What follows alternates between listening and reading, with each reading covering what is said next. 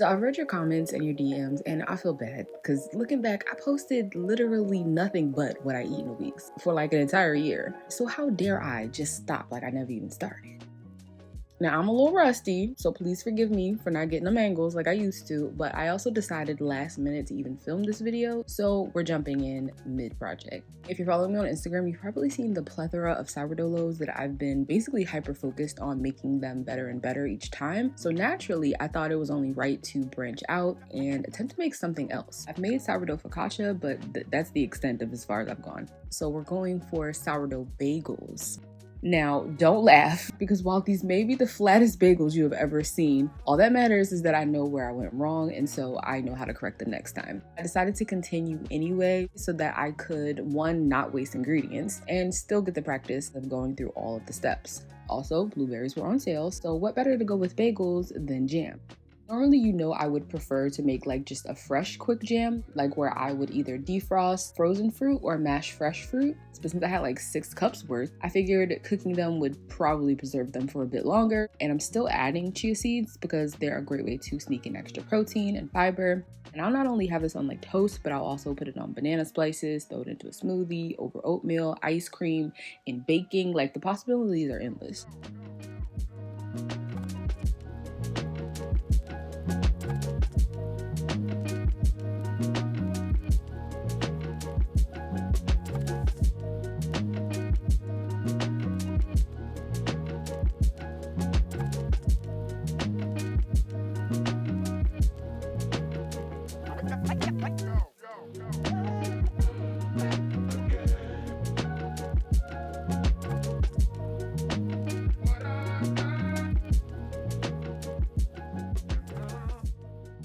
Funny enough, I didn't actually use it on the bagel though, because I was hungrier than that. So I made a little breakfast Sammie with my new favorite bacon, because the last brand that I used to use, I guess went out of business or is discontinued because I haven't been able to find it in literally months.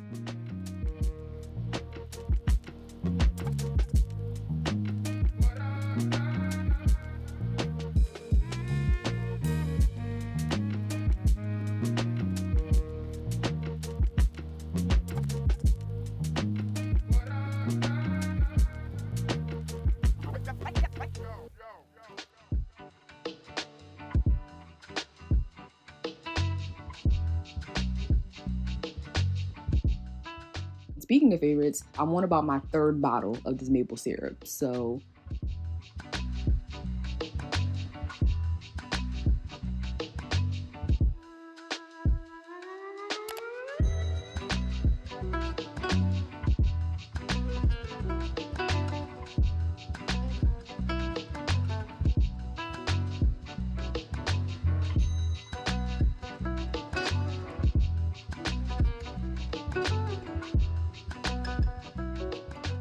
now, you may or may not remember in a previous episode, I posted a balsamic chicken.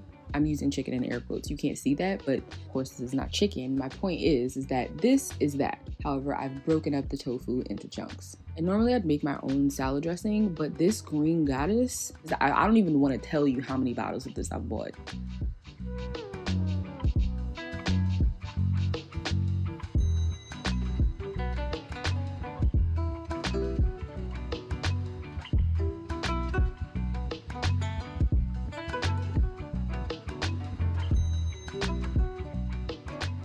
The website has relaunched, thanks to Squarespace, of course. The hardest part was picking from all of the templates because there's just so many formats that I would have loved to use, but felt like I didn't have the content to support it. Like, I'd say I'm definitely more image forward, but then at the same time, I would struggle to find supporting photos or even text. But with features like Design Intelligence, you can have the copy written for you and get the help of AI to not only build your website, but personalize it. And honestly, it's still a work in progress, but I'm ready to start sending out the newsletter that I haven't shut up about for the last month. And clearly you need a way to sign up, so I just published it. Plus, I really want to get your input on what you'd like to see on the site so we can build it together. Because after all, I want it to be an extension of this channel where you can go for more resources, because I know I'm not always the most organized, so many things will be addressed in the newsletter. In fact, I have a couple already in the queue, because again, the templates gave me lots of ideas. And if you also want a domain, bio site to link your socials, booking for your clients, a web store for e-commerce, or a members only space where you can share exclusive exclusive content, you can get 10% off with my discount code or go to squarespace.com/abetweene.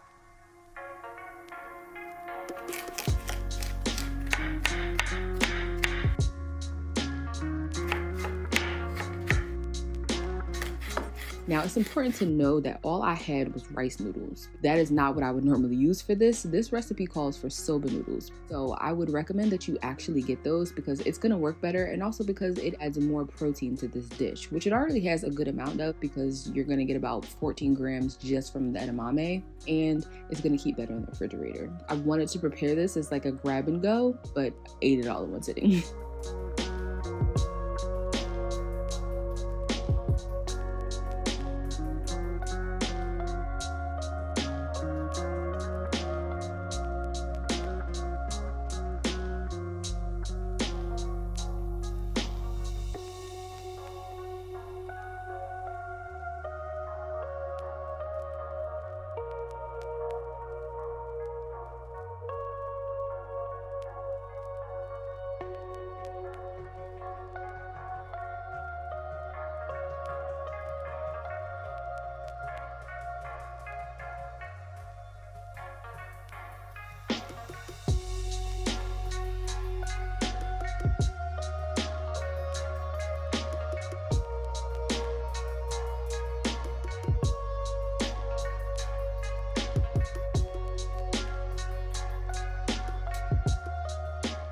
Since that jam on toast was the last slice of bread, it's time to make more.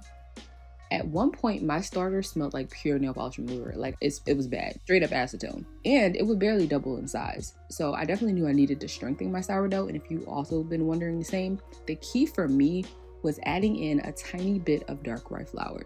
Since then, sometimes this even triples in size, and it smells like bread straight out of the jar, which is how it should smell.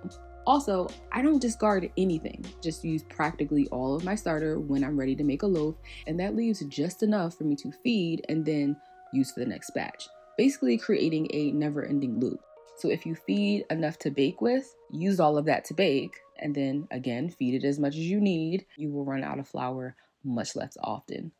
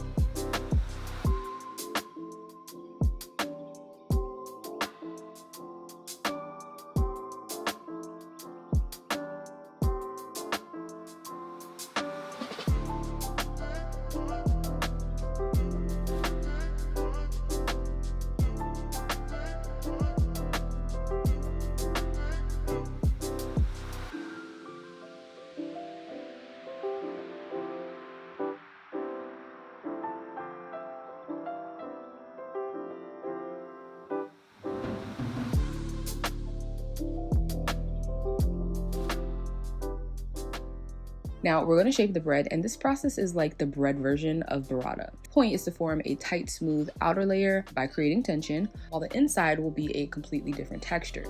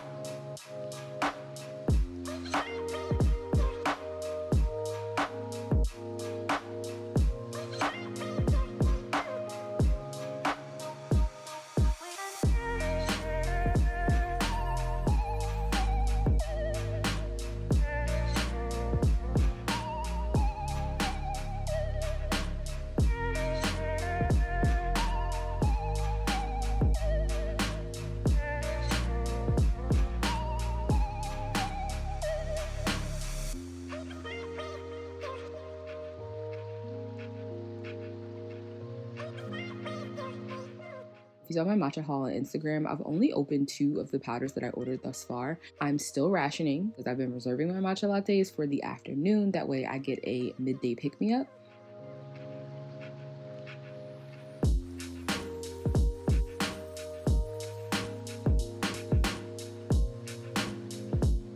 And I've been using this mixing bowl because it's made for whisking like eggs or pancake batter. So in addition to the spout, there's a thumb rest to make it more comfortable when you pour.